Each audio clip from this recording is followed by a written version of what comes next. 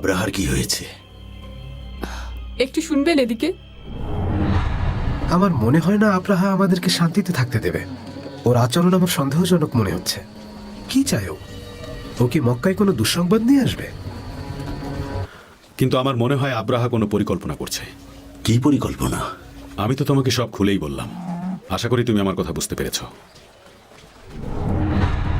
এটার জন্য খ্রিস্টান আরব দেয়াল তৈরি হবে। পার্সিয়ান রাজত্বের মধ্যে কিসরা, আনু এবং সারওয়ানের ঠিক মুখের উপরে আমাদের সময় চলে এসেছে।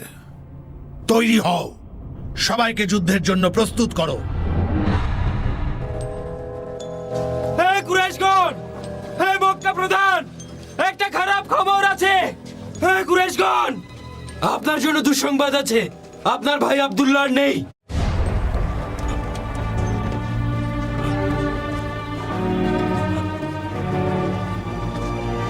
আব্দুল্লাহ,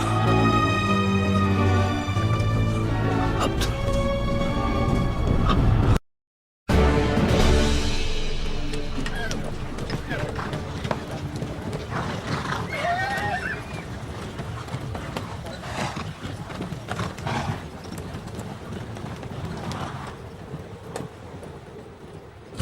আব্রাহা মনে হয় তার সৈন্যদের নিয়ে বেরিয়ে গেছে নুফাইল। আমারও তাই মনে হয়। অনেক বড় সৈন্যবহর নিয়ে আসছে সে মক্কার দিকে এগোচ্ছে পবিত্র ঘরকে ধ্বংস করে দিতে। আরবদের কোনো মান সম্মানই থাকবে না যদি তারা আব্রাহাকে আর তার সৈন্যদেরকে এখানে ঢুকতে দেয়। তার একটা সৈন্য যেন এখান থেকে জীবিত ফিরে যেতে না পারে সেই ব্যবস্থাই করতে হবে। খাতামরা কি করবে?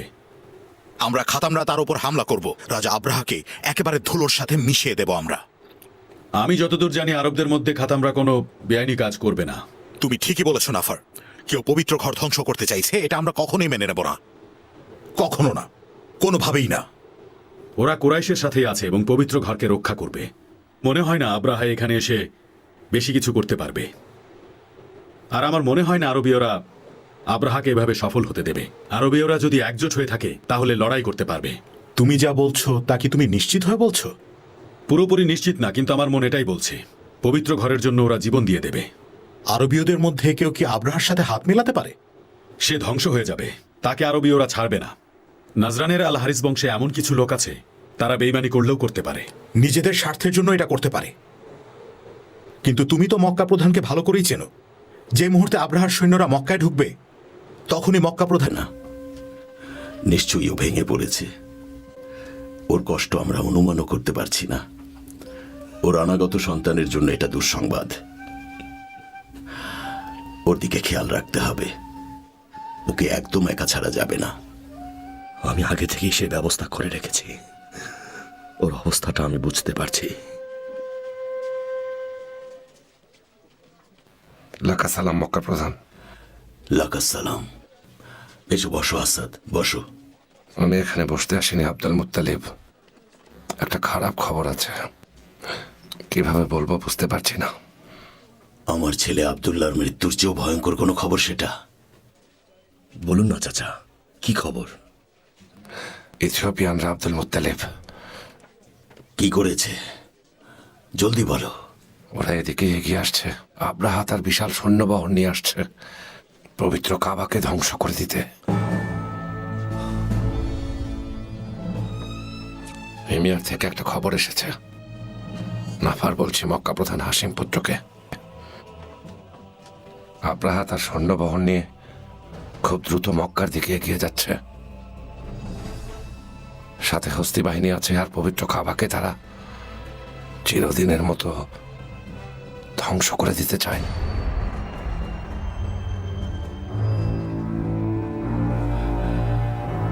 হে আল্লাহ, তোমার পবিত্র ঘরকে রক্ষা করো।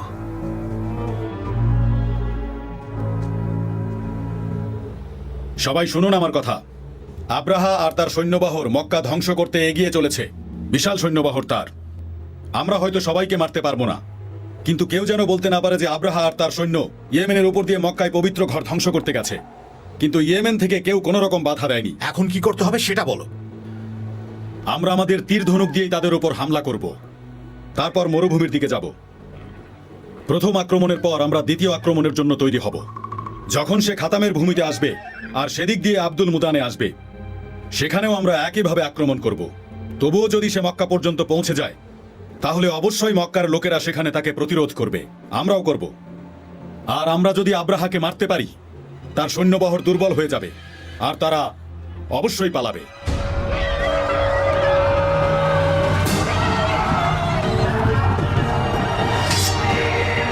একজনও যেন পালাতে না পারে।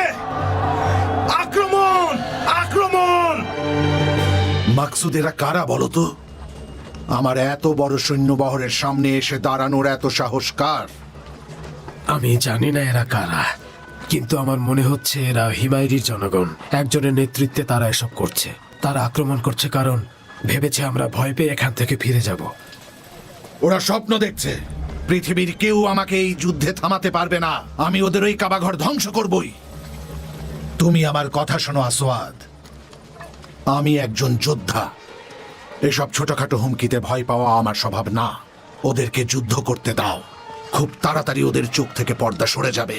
আমি ওদের প্রত্যেককে আমার কারাগারে বন্দি দেখতে চাই। আর ওদের ওই সেনাপতিকে আমার সামনে জলদি হাজির করো।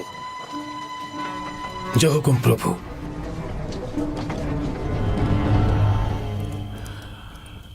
আসুন কুরাইশের গণ্যমান্য ব্যক্তিরা, আমি আজ আপনাদের এখানে ডেকেছি কারণ নিশ্চয়ই আপনারা খবরটা পেয়েছেন।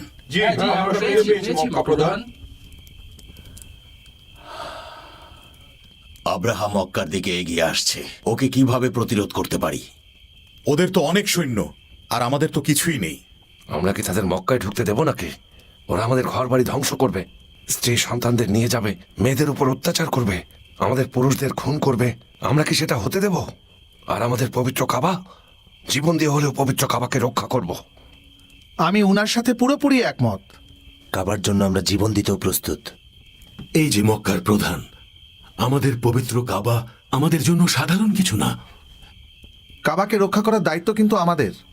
আগে আলু আলীদের বাবাকে বলতে দাও। বলুন আলু আলীদের বাবা।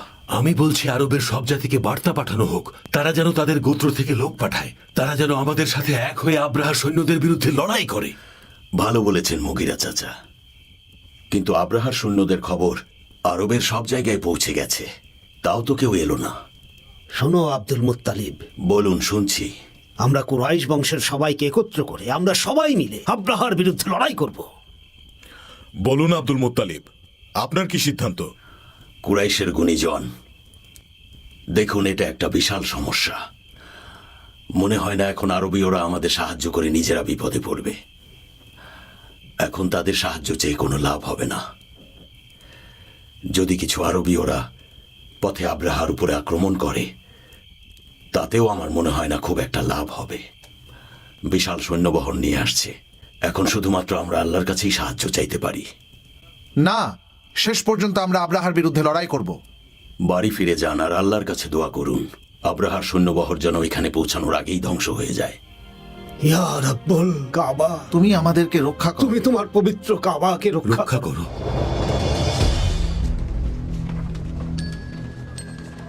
নাফারের লোক আল হিমায়রি, যারা আব্রাহার বিরুদ্ধে যুদ্ধ করার সাহস পেয়েছে।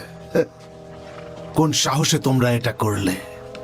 আপনি নিজেও ভাবতে পারছেন না আপনি কত ভয়ঙ্কর কাজ করতে চলেছেন। ওই পবিত্র ঘর আরবীয়দের গর্ব। ওই কাবা ঘর আল্লাহ তাআলা নির্দেশে নির্মিত হয়েছে।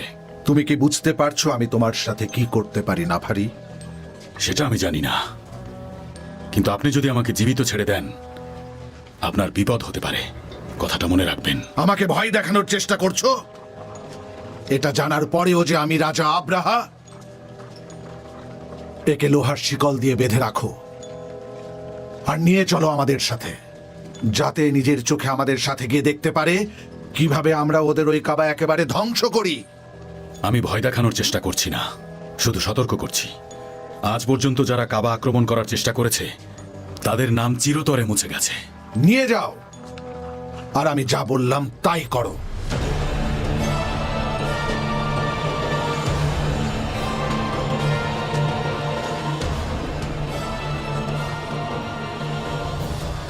কোথায় যাচ্ছ? কি হয়েছে তাড়াতাড়ি বলুন। বলো কোথায় যাচ্ছ? কোথায় যাচ্ছেন আপনারা? আপনারা আসার আগে আমরা এখান থেকে পালিয়ে যাচ্ছি। কি হয়েছে? কোথায় পালাচ্ছ? হে কাবার রব, আমাদের এখন কি করা উচিত? কোথায় মক্কার প্রধান? মক্কার প্রধান কোথায় আপনি?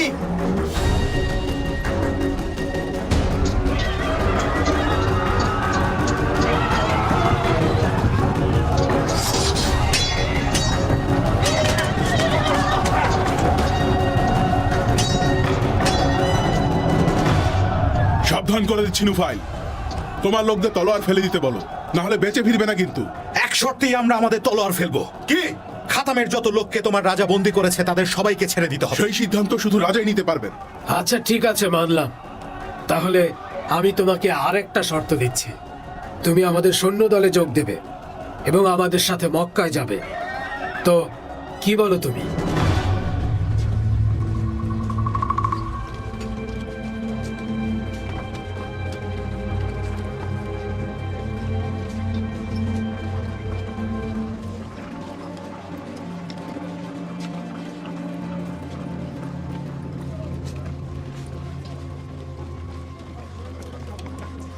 কুরাইশের জ্ঞানী গুণীজন, এ কেমন সংকট এসে পড়ল আমাদের উপর।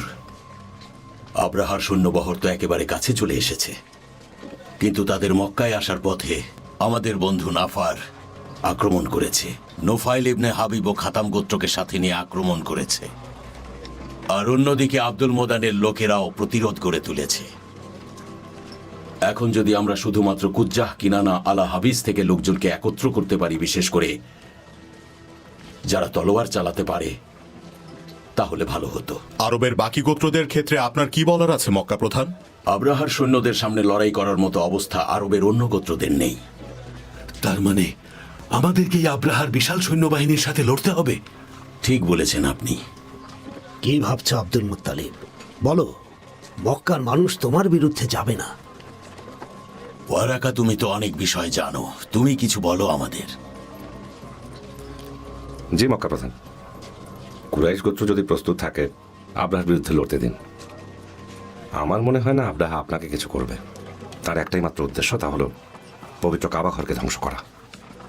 সে ভাবছে যদি কোনোভাবে কাবা ঘরকে ধ্বংস করে ফেলা যায়, তাহলে সব তীর্থযাত্রীরা গিয়ে তার গির্জায় তীর্থ করতে শুরু করবে। কেন সে পবিত্র কাবাকে ধ্বংস করতে চাইছে?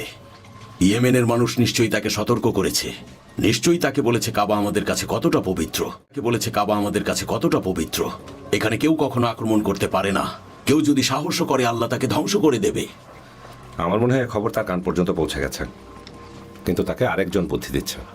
মাকসুদের পুত্র আল আসওয়াদ, সেও নাজরান গোত্রের লোক, আর রোম এই মুহূর্তে তাদের পাশে গিয়ে দাঁড়িয়েছে, কারণ তারা হিজাজ দখল করতে চায়।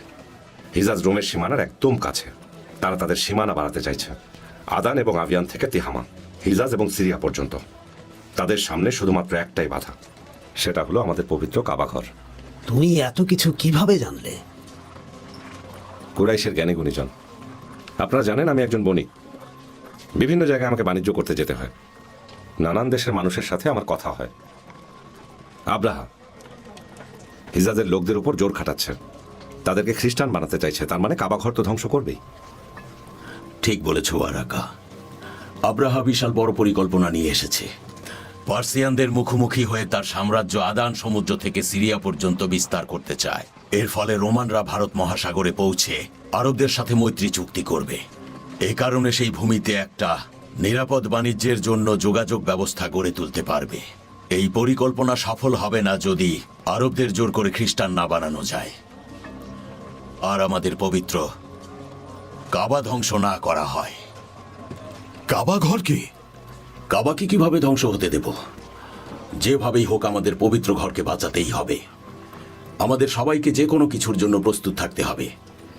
আশা করছি রাব্বুল আলামিন আমাদেরকে অবশ্যই একটা পথ দেখাবেন। আমি বলছি, এই সিদ্ধান্ত আমরা তোমার উপরেই ছাড়ি। তুমিই মক্কার প্রধান, তুমিই তো আমাদের নেতা। আরবের সবাই তোমাকে সম্মান করে, এবং আমার বিশ্বাস আব্রাহাও এই কথা জানে। আমার মনে হয় আব্রাহার সৈন্যবহর এই মক্কায় পৌঁছে যাবার আগেই তুমি নিশ্চয়ই একটা পথ খুঁজে পাবে। কুরাইশের জ্ঞানী গুণীজন, আমার মনে হয় রাব্বুল আলামিন কিছুতেই আব্রাহাকে এই কাবা ঘর ধ্বংস করতে দেবেন না। সবাই যান, আপনারা সবাই পবিত্র কাবা ঘরে যান আর আল্লাহর কাছে দোয়া করুন, তিনিই সাহায্য করবেন। আমি দেখছি আব্রাহার সাথে যোগাযোগ করার কোনো ব্যবস্থা করা যায় কিনা। ইয়া রাব্বুল কাবাকে তুমি রক্ষা করো। ইয়া রাব্বুল কাবাকে, মক্কাকে রক্ষা করো। হে প্রভু হুবাল, সাহায্য করো প্রভু হুবাল।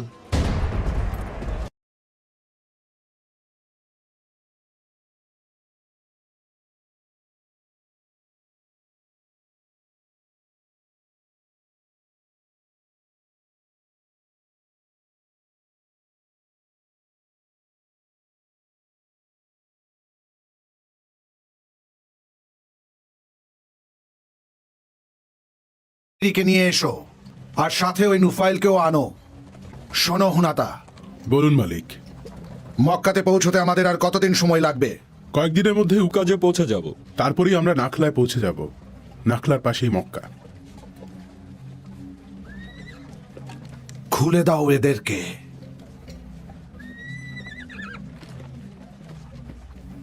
কেন ধরে এনেছেন? কি চান আপনি আমার কাছে? আমাকে বলো তো হিমায়রি, ওই পবিত্র ঘরের অনুসারীদের নিয়ে কি যেন বলছিলে আমাকে তুমি? তাদের ব্যাপারে আমি জানতে চাই। তারা ব্যবসা বাণিজ্য করে, যুদ্ধ করে না। তাদের ওই ভূমি পবিত্র। তাদের ভূমিতে তলোয়ারের ঝংকার নেই। ওখানে কোনো যুদ্ধ হয় না, সেখানে কোনো মারামারি হয় না। শুধুমাত্র নির্বোধরাই ওখানে যুদ্ধ করতে যায়। আর তাছাড়া অনেকদিন ধরেই আরবের উপর অনেকের নজর আছে। আর সমগ্র আরবের মধ্যে ওই জায়গাটি একটি বিশেষ জায়গা। ওখানে সবাই হজ করতে যায়। ওখানকার পুরুষেরা এবং নারীরা পাপ মুক্ত। কুরাইশ বংশের নারীকে কেউ কখনো বন্দী করতে পারে না। এক কথায় বললে পুরো আরবের মধ্যে ওরা সম্মানিত, কারণ পবিত্র কাবার দায়িত্ব ওদের। এটা কি সত্য নাকি হিমায়রি? আরবীয়রা ভাবে পৃথিবীর কোনো রাজাই কাবাকে আক্রমণ করে কখনো ধ্বংস করতে পারবে না, এমনকি আমিও না। আপনি ঠিকই শুনেছেন, এবং এর প্রমাণও আছে। লোহাই পুত্র আম্র, সে সিরিয়া থেকে মূর্তি এনে কাবার ভেতরে রেখেছিল। তার মধ্যে হুবাল নামে একটি মূর্তিও ছিল। সে কাবার ভেতর মূর্তিটা রাখল এবং ধ্যান করতে শুরু করল। অনেকে বলে ইব্রাহিমের ধর্মের সাথে এর কোনো সম্পর্ক নেই। এই কথা সবাই জানার পর জুরহুম নামে তার পুরো গোত্রকে মক্কা থেকে বের করে দেয়া হয়। আরবীয়দের আরেকটা কাহিনী আছে। আসাদ আবু কারিব নামে এক রাজা, যে কাবাকে ধ্বংস করতে চেয়েছিল, আল্লাহ নিজে তাকে থামিয়েছেন। আর তার সাথে খুব অদ্ভুত ঘটনা ঘটে।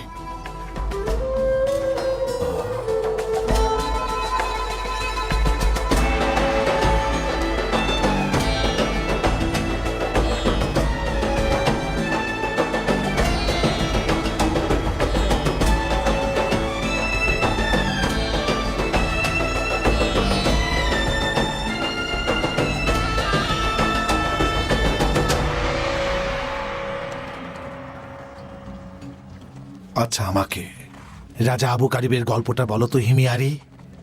শোনার জন্য অধীর আগ্রহে বসে আছি।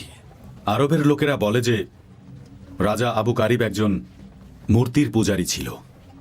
একদিন আল হিজাজে আক্রমণ করার উদ্দেশ্যে বের হয়ে গেল। যখন সে হুজেল পার হলো, তারা তাকে বলল, দয়া করুন মালিক, হুজেল গোত্রের লোকেরা খুব গরিব, কিন্তু তারা এমন একটা ঘরের সন্ধান দিতে পারেন যেখানে হিরে জহরতের কমতি নেই। সে যেন সেখানে গিয়ে আক্রমণ করে। সেই পবিত্র ঘরটি ছিল মক্কায়, তার নাম কাবা। তারপর রাজা আবু কারিব মক্কায় পৌঁছালেন কাবায় আক্রমণ করতে, কিন্তু দুজন জ্ঞানী মানুষ তাকে থামালেন। তারা তাকে বললেন, রাজা আবু কারিব, আজ পর্যন্ত যারাই পবিত্র কাবার ঘরে আক্রমণ করতে চেয়েছে, সে তার সৈন্যসহ মরুভূমির উপর ভয়ঙ্কর এক মৃত্যু উপহার পেয়েছে। রাজা আল কারিব, মহান আল্লাহ তাআলার নির্দেশে এই পবিত্র কাবা ঘর নির্মাণ করা হয়েছে। আপনি যদি সেটাকে ধ্বংস করতে চান, তাহলে এর পরিণাম কিন্তু ভয়ঙ্কর হবে। তারপর আবু কারিব তাদের দুজনকে বললেন, তাহলে আমি পবিত্র কাবা ঘরে পৌঁছানোর পরে কি করব বলুন আমাকে। জ্ঞানী লোক বললেন, সবার মতো আপনিও সেখানে সিজদা করুন, কাবার চারদিকে ঘুরুন এবং কাবার সম্মানে আপনার মাথার চুল কাবার উদ্দেশ্যে কামিয়ে ফেলুন এবং যতক্ষণ কাবার মাটিতে থাকবেন সিজদা করুন। তখন রাজা বললেন, কেন আমি এসব করব সেটা বলুন আমাকে। তারা রাজাকে বললেন, আল্লাহ তাআলার নির্দেশে আমাদের পিতা ইব্রাহিম এই পবিত্র ঘর নির্মাণ করেছেন, তাই আপনাকে বলছি, কিছু মানুষ পবিত্র ঘরে মূর্তি ঢুকিয়েছিল এবং পবিত্র কাবা ঘরকে অপবিত্র করেছিল। রাজা আবু কারিব তাদের কথা শুনলেন এবং বিশ্বাসও করলেন। তিনি হুজাইল থেকে একজনকে নিয়ে এলেন, যে তাকে কাবা ঘরে আক্রমণ করতে বলেছিল। রাজা তাদের হাত পা কেটে ফেলেন। তারপর তিনি মক্কার দিকে এগোলেন এবং সেখানে গিয়ে তিনি মাথার চুল কামিয়ে ফেললেন। তিনি 6 দিন পর্যন্ত পবিত্র কাবা ঘরে ছিলেন এবং বিশাল একটি চাদর দিয়ে কাবা ঘরকে ঢেকে দিলেন। তিনিই প্রথম মানুষ যিনি কাবা ঘরকে ঢেকেছিলেন। তারপর তিনি নির্দেশ দিলেন পবিত্র ঘরকে পরিষ্কার করতে এবং এখানে যেন কেউ মৃত প্রাণী না আনে। তার জাতিকে নির্দেশ দিলেন এবং তিনি একটি লোহার দরজাও তৈরি করে দিলেন। সেদিনের পর থেকে তার জাতি পবিত্র কাবা ঘরকে প্রত্যেকে নিয়মিত সেজদা করতে থাকেন। তিনি তার গোত্রকে আরও বললেন যে এই কাবার মাটি পবিত্র, সেখানে যেন কখনো কোনো নারীর প্রতি অত্যাচার করা না হয়, নাবালক শিশুকে অত্যাচার করা না হয়। কাবায় কেউ আক্রমণ করতে এলে যেন সবাই রক্ষা করে। যদি কেউ কাবাকে আক্রমণ করতে চায়, তাহলে তার ধ্বংস খুব নিকটে। আমি ধ্বংস করব ওই কাবাকে।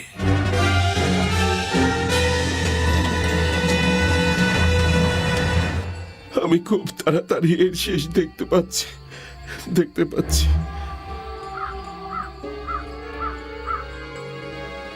আপনি কি চান বলুন আমাদেরকে ইবনে হাইবান। উনি সিরিয়া থেকে এসেছেন। উনি একজন বিশিষ্ট ব্যক্তি। উনি যদি পানি চেয়ে হাত তোলেন, অঝরে বৃষ্টি হয়। ও জিউসের অনুসারী, হে কুরাইশ, আন্নাদির আর কোয়াইনুকার বংশধর, যখন আমি সিরিয়া থেকে তোমাদের মাঝে এসেছিলাম তখন কিভাবে ছিলাম বলো? আপনি সবসময় সৎ ছিলেন।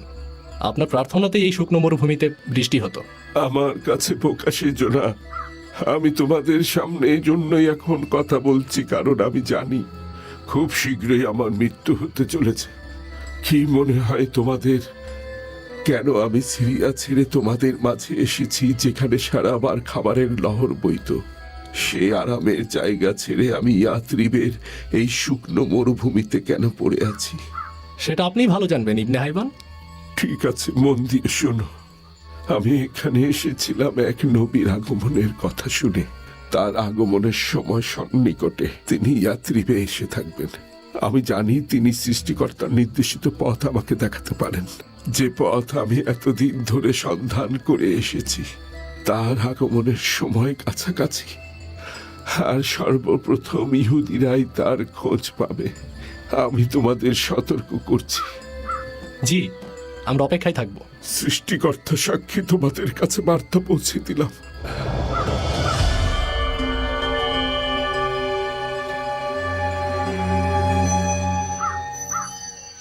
আমরা ইবনে হাইবানের শেষ কথাগুলো মনে রাখবো।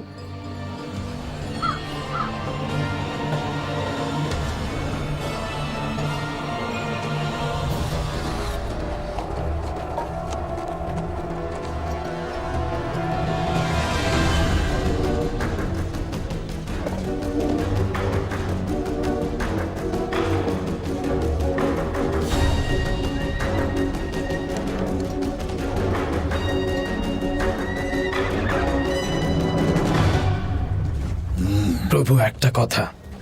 বলো আসওয়াদ। কাবার এই ঘটনাগুলো হয়তো আপনার মনে বসে গেছে, সেজন্য আপনি একটু ভয় পাচ্ছেন। এগুলো শুধু বানানো ঘটনা। মক্কার মানুষ এসব বানিয়েছে যাতে কেউ কাবায় আক্রমণ না করে। এটা একটা সাধারণ ঘর, আর কিছুই না। তুমি একটা আহাম্মক, বুঝেছ আসওয়াদ? জি প্রভু। তুমি কি জানো না আসওয়াদ, একজন রাজা সৈন্য সহ ইয়েমেন পর্যন্ত এসে, বিশেষ করে সেই রাজা যদি আব্রাহা হয়, এসব কান কথা আর বানানো গল্পে কখনো ভয় পাবে না। আমি এখানে এসেছি কাবাকে ধ্বংস করতে, এবং আরবীয়দের আমি জোর করব আমাদের গির্জায় যেতে, যাতে আমার ভূমি আরবের সবচেয়ে জাঁকজমক জায়গা হয়। একবার এই আরবীয়দের এই পবিত্র জায়গা আমি ধ্বংস করে দেই, তারপর এদেরকে বাধ্য করব যাতে এরা সবাই খ্রিস্টান ধর্ম গ্রহণ করে। তারপর পার্সিয়ানদের পরাজিত করার জন্য একটি শক্তিশালী বাহিনী তৈরি করব। আমি আপনার কথা মন দিয়ে শুনছি প্রভু। আমার সৈন্যদের প্রস্তুত করেছি শুধু সেই দিনের অপেক্ষায়। মক্কায় গিয়ে ওই কাবা ঘরকে আক্রমণ করব বলে ওদেরকে পরাজিত করব। ওদের যত সম্পদ আছে সব নিয়ে নেব। আপনার হুকুমের অপেক্ষায় আছে। আমাকে কেউ থামাতে পারবে না। আরবীয়দের খ্রিস্টান ধর্মে আনতে পারলে আমার চেয়ে বেশি খুশি আর গর্বিত মনে হয় আর কেউ হবে না। যখন আমরা ওই কাবা ঘরকে ধ্বংস করব, এক সময় মানুষ কাবাকে ভুলে যাবে, কেউ আর কাবার কথা বলবে না। তখন খ্রিস্টান ধর্ম গ্রহণ করা ছাড়া তাদের কোনো উপায় থাকবে না। তারা বাধ্য হবে আমার ওই গির্জায় যেতে। তোমাকে একটা কথা বলি আসওয়াদ, শুধুমাত্র ধর্মই পারে একজন রাজা আর তার প্রজাকে এক সুতোই বেঁধে রাখতে। তাই তারা খ্রিস্টান ধর্ম গ্রহণ করলে এমনিতেই আমার অধীনে চলে আসবে। আরেকটা কথা বলি আসওয়াদ, যখন আমরা ইহুদিদের ইয়েমেন থেকে বের করে দিতে পারবো আর নওয়াজের ইহুদিদের মেরে ফেলবো, তখন আমরা ইয়েমেনদের প্রতিরোধ দুর্গ ধ্বংস করে দিতে পারবো। আর একবার আমরা যদি ওই কাবা ঘর ধ্বংস করতে পারি, একবার শুধু ওই মক্কার মানুষদের হাতে নিতে পারি, তাহলে এই পুরো আরব আমাদের হাতের মুঠোয় চলে আসবে। তুমি নিশ্চিন্ত থাকো। আমি এত বড় সৈন্যবহর নিয়ে এসেছি ভয় পেয়ে ফিরে যাওয়ার জন্য নয়। আমি জিতবই আসওয়াদ, এটাই আমার সিদ্ধান্ত। পৃথিবীর কেউ আমাকে আমার উদ্দেশ্য থেকে সরাতে পারবে না। অনেক বড় পরিকল্পনা করে এসেছি আমি খ্রিস্টান ধর্মের জন্য, আমার জাতি আর গোত্রের জন্য। আমি খ্রিস্টান ধর্মের জন্যই এত কিছু করেছি। আমার কাছে কাবার ধ্বংস থেকে অন্য আর কিছুই আনন্দের নয়, এবং আমি আব্রাহাকে পথ দেখিয়ে দিব যেন তিনি মক্কার উঁচু উঁচু পাহাড়ের ভিড়ে হারিয়ে না যান। যদি আপনারা তার সাথে যুদ্ধ করতে চান তাহলে আমাদের শেষ অব্দি একসাথে চেষ্টা করে যেতে হবে। কাবা রক্ষার্থে আমাদের শেষ নিঃশ্বাস অব্দি লড়াই করে যেতে হবে। আমাদের ঈশ্বর তো ভিন্ন, আর তার ঘর আলাদা। কুরাইশদের রয়েছে কাবা ঘর, আর আপনি কাবা ধ্বংস করতে এসেছেন। সেই কাবা ঘর এখানে নয়, কুরাইশদের সেই কাবা ঘর রয়েছে মক্কায়। তুমি এভাবে কাজ করলে পুরস্কৃত হবে। মহামান্য বাদশা, আমি আপনাকে বলবো দ্রুত করতে। সূর্য শক্তিশালী হয়ে যাবার পূর্বেই যা করার করতে হবে। যদি মক্কা সুরক্ষিত থাকে তাহলে তারাও সুরক্ষিত থাকবে।